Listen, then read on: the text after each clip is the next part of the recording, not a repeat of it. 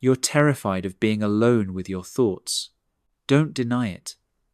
You know that sinking feeling when the noise stops, when the distractions fade, when there's nothing left but you and the silence. So you fill every moment with something, anything scrolling, binging, talking, moving, because the alternative is unbearable. But here's what you don't understand. That terror you feel, it's not weakness, it's recognition. Your mind knows something you're not ready to face. It knows that beneath all the noise, all the comfortable lies you tell yourself, there's a truth waiting. And that truth is exactly what Arthur Schopenhauer spent his life trying to show us. You think wisdom is about knowing more facts, accumulating more experiences, surrounding yourself with more people who tell you what you want to hear. You're wrong. Wisdom is about stripping away everything that isn't real, everything that doesn't matter, until all that's left is what actually is.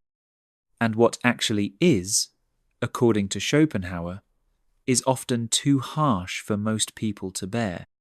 That's why the wise are always alone. Not because they choose loneliness, but because loneliness chooses them. Because once you see clearly, once you understand how the world really works, you can't unsee it. You can't go back to the comfortable delusions that keep everyone else warm at night. Schopenhauer understood something that most people spend their entire lives running from. The majority of human existence is suffering, driven by blind will, desire, and delusion. Most people live their entire lives without ever truly seeing themselves or the world around them. They're too busy chasing shadows, too distracted by the puppet show to notice the strings. But you don't want to be most people, do you? If you did, you wouldn't be here, searching for something deeper, something real. You'd be content with the surface, happy with the lies everyone agrees to believe. But something inside you refuses to settle. Something inside you demands the truth, even if it hurts. And it will hurt. Because the path to wisdom isn't paved with motivational quotes and feel-good affirmations. It's carved through suffering, solitude, and the brutal honesty that comes from facing yourself without filters, without excuses, without the comforting presence of others to validate your illusions. Schopenhauer knew this. He lived it. While others built their lives around social connections, career ambitions, and the endless pursuit of temporary pleasures, he chose something different. He chose to look directly at the human condition, to study the mechanics of suffering, to understand why we do what we do and want what we want. What he found wasn't pretty, but it was true, and truth, he believed, was worth any price, even the price of being misunderstood, dismissed, and ultimately alone. Tonight, you have a choice. You can keep running from that silence, keep filling your life with noise and distraction, keep surrounding yourself with people who reinforce your comfortable lies. Or you can do what Schopenhauer did. Sit with the discomfort, embrace the solitude, and discover what wisdom actually costs. Look around you. Really look. What do you see? People frantically moving from one distraction to the next, desperately avoiding any moment of genuine reflection. They wake up, grab their phones before their feet hit the floor, fill their heads with other people's thoughts, other people's problems, other people's lives. They rush through their days in a kind of waking sleep, never pausing long enough to ask the only questions that matter. Why am I doing this? What do I actually want? Who am I when no one is watching? Schopenhauer called this the veil of Maya, the illusion that keeps most people from seeing reality as it actually is. And most people don't just accept this veil, they cling to it desperately, because removing it means confronting truths they're not equipped to handle. You see it everywhere. People who define themselves entirely by their jobs, their relationships, their possessions, their social media presence. They create elaborate stories about who they are and what their lives mean, and they surround themselves with others who agree to participate in these stories. It's a massive collaborative delusion, and everyone involved is both victim and perpetrator. But here's the thing about living in delusion. It requires constant maintenance. You have to keep feeding it, keep reinforcing it, keep drowning out any voice that might suggest it's not real. That's why people can't stand to be alone. That's why they can't tolerate silence. Because in the quiet moments, when there's no external validation, no distraction, no noise, the illusion starts to crack. Schopenhauer understood that most people's social lives are just elaborate systems for mutual deception. We gather together not to see each other clearly, but to avoid seeing ourselves clearly. We talk endlessly about nothing important, because discussing anything real might shatter the comfortable myths we've all agreed to believe. This is why social gatherings often feel so empty, why you can be surrounded by people and still feel completely alone. Because you're not actually connecting with anyone. You're connecting with carefully constructed personas, masks, designed to hide the uncertainty and fear underneath. The wise person sees through this. They understand that most human interaction is just elaborate theatre, performed by actors who have forgotten their acting. And once you see the performance for what it is, you can't unsee it. You can't go back to believing the characters are real. This is the first price of wisdom. You lose the ability to participate in collective delusions. You lose the comfort of shared myths. You lose the warm feeling of belonging to a group of people who all agree to believe the same comfortable lies. And yes, this makes you different. Yes, this makes you lonely. Because truth is not a group activity. Truth is not a democracy. Truth doesn't care how many people believe it or how desperately they want it to be otherwise. But here's what Schopenhauer knew that you're just beginning to understand. This loneliness isn't a bug in the system. It's a feature. It's not a sign that something is wrong with you. It's a sign that something is finally right. You cannot discover who you really are in a crowd. You cannot understand your own mind when it's constantly filled with other people's voices, other people's opinions, other people's expectations. Self-knowledge requires silence. It requires solitude. It requires the courage to sit alone with your thoughts, no matter how uncomfortable they make you. Schopenhauer spent years in deliberate isolation, not because he hated people, but because he understood something most people never learn. You cannot think clearly when you're constantly reacting to external stimuli. You cannot examine your own motivations when you're busy managing other people's emotions. You cannot hear your own voice when everyone else is talking. This is why most people never truly know themselves. They live their entire lives as strangers to their own minds, driven by impulses they don't understand, making decisions based on desires they've never examined, following paths that lead nowhere they actually want to go. But self-examination is not comfortable work. When you really look at yourself, not the version you present to others, not the story you tell yourself, but the raw, unfiltered reality of your thoughts, feelings, and motivations, what you find is often disturbing. You find selfishness masquerading as generosity. You find fear disguised as practicality. You find cowardice dressed up as wisdom. You find that most of your opinions aren't really yours at all, they're borrowed from others, adopted wholesale, because thinking for yourself is harder than thinking like everyone else. Schopenhauer called this process the work of disillusionment. It's the systematic destruction of every comfortable lie you've told yourself about who you are and what your life means. And it's absolutely necessary if you want to discover what's actually true. Most people avoid this work at all costs. They stay busy, stay social, stay distracted, because the alternative, really looking at themselves, is too frightening. They would rather live in comfortable delusion than face uncomfortable truth. But once you begin this process, once you start really examining your own mind, something extraordinary happens. You start to see patterns. You begin to understand why you do what you do, want what you want, fear what you fear. You start to distinguish between your authentic self and the persona you've created to navigate the world.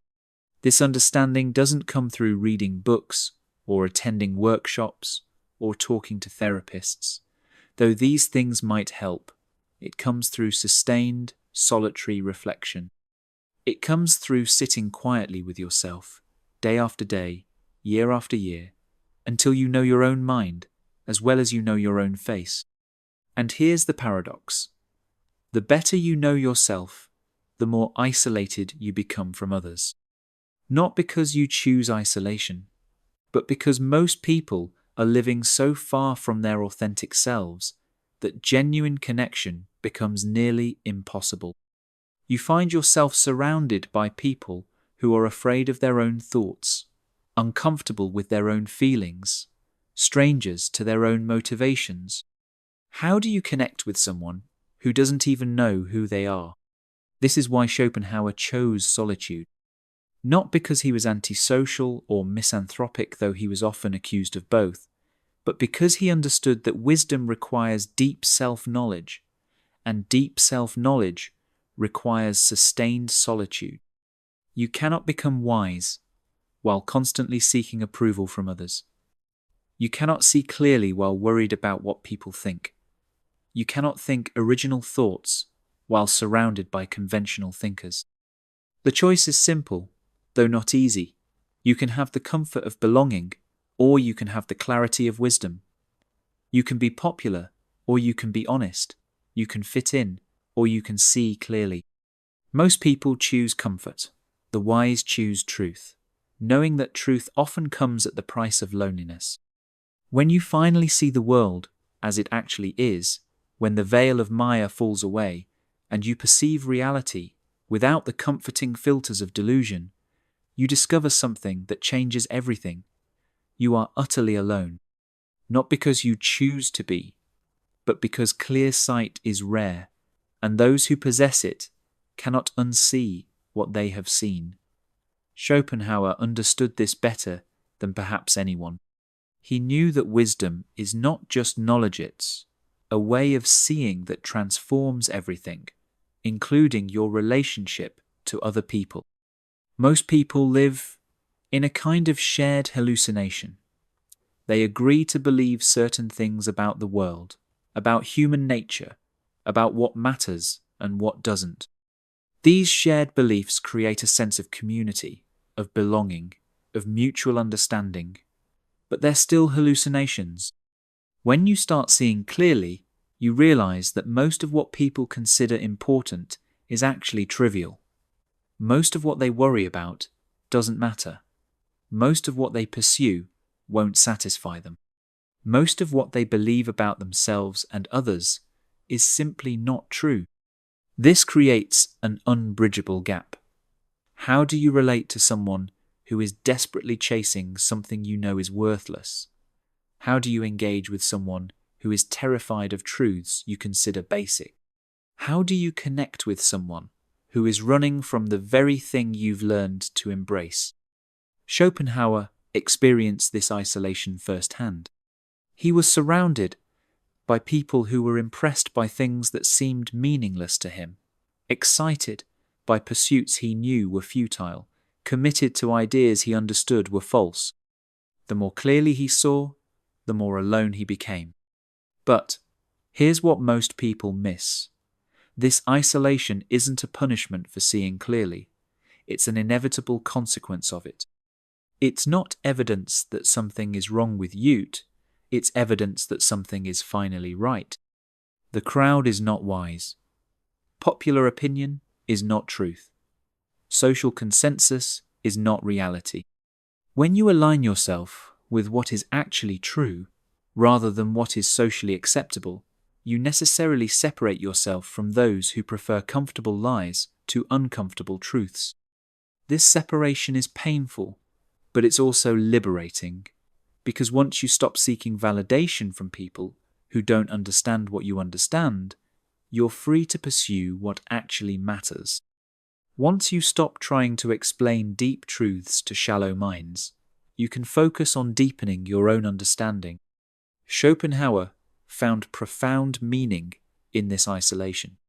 He used his solitude to think thoughts that would have been impossible in company, to explore ideas that would have been dismissed by his contemporaries, to develop insights that required sustained, undisturbed reflection.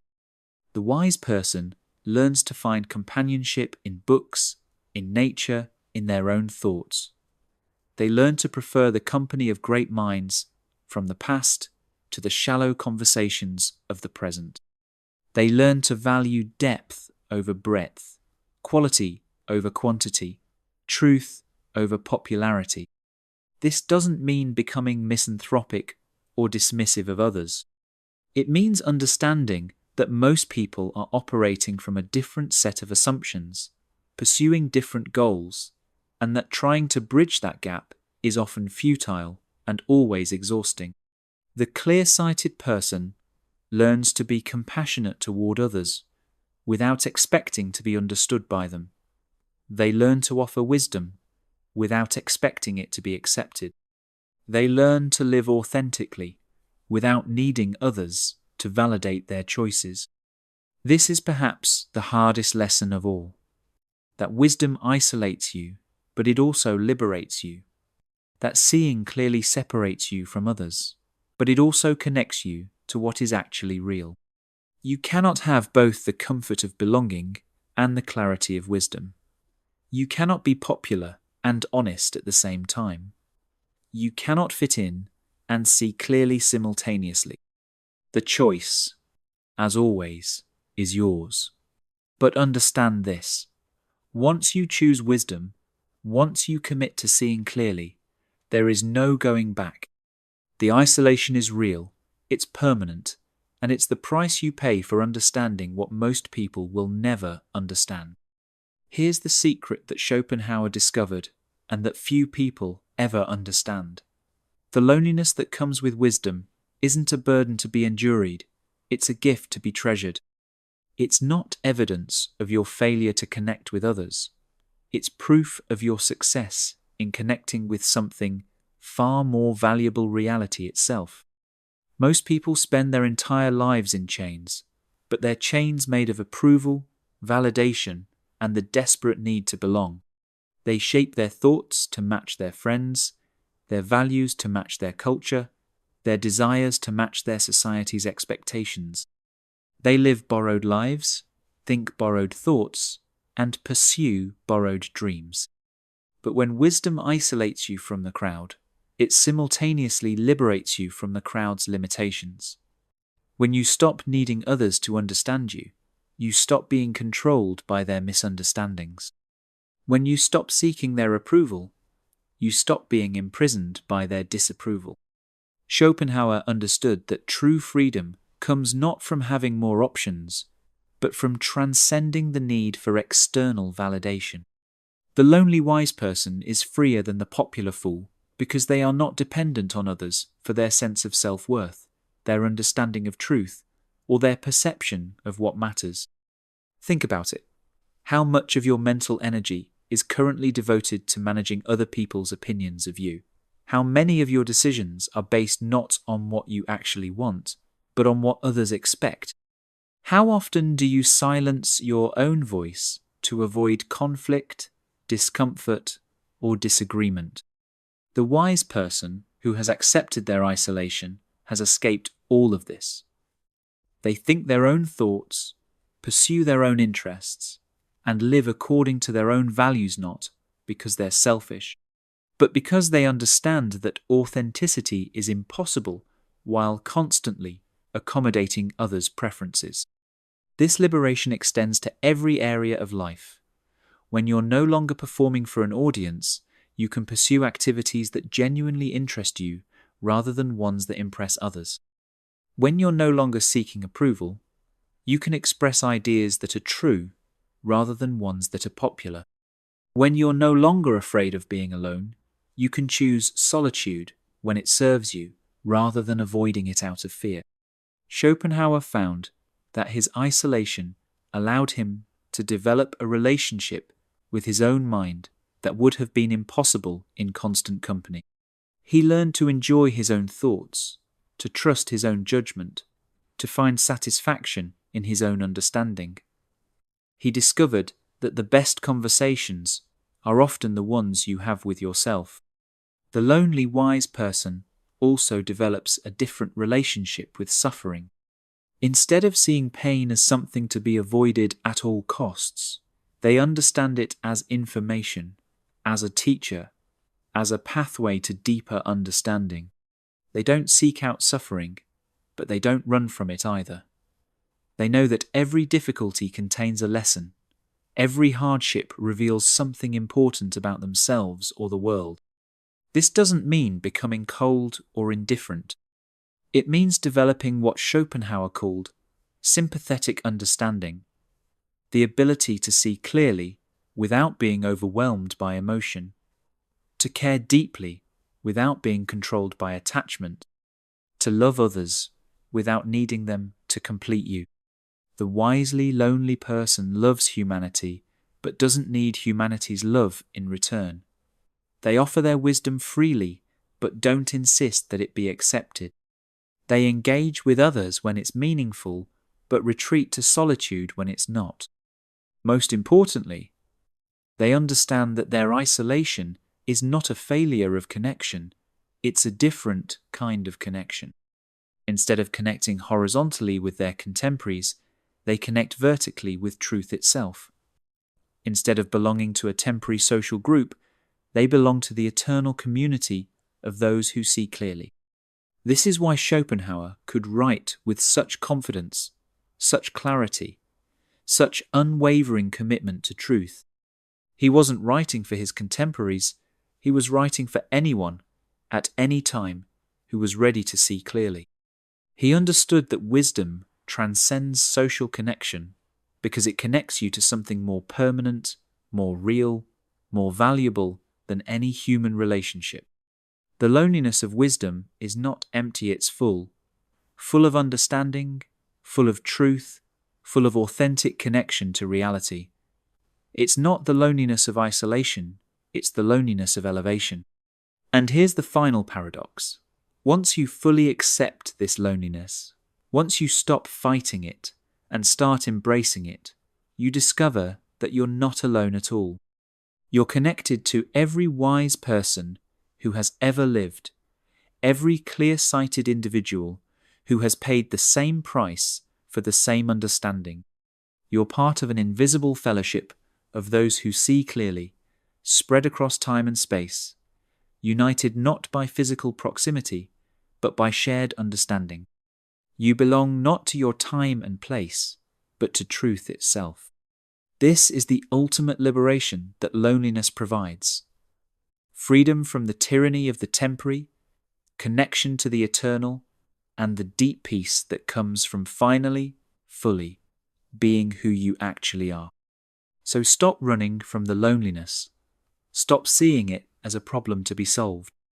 Understand it for what it is, the price of wisdom, the cost of clarity, and ultimately, the pathway to a kind of freedom that most people will never experience. Because in the end, there are only two ways to live: surrounded by others who share your illusions, or alone with the truth that sets you free.